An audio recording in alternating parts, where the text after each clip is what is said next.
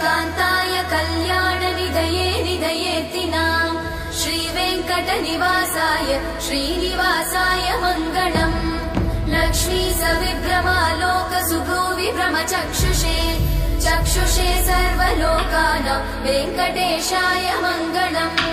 श्रीवेङ्कटाद्रिशृङ्गाग्रमङ्गलाभरणाङ्गये मङ्गलानां निवासाय श्रीनिवासाय मङ्गलम् सर्वावयव सौन्दर्य सम्पदा सर्वचेतसां सदा सम्मोहनायास्तु वेङ्कटेशाय मङ्गलम् नित्याय निरवध्याय सत्यानन्दचिदात्मने सर्वान्तरात्मने श्रीमद् वेङ्कटेशाय मङ्गलम् स्वतः सर्वविदे सर्वशक्तये सर्वशेषिने सुलभाय सुशीलाय वेङ्कटेशाय मङ्गलम्।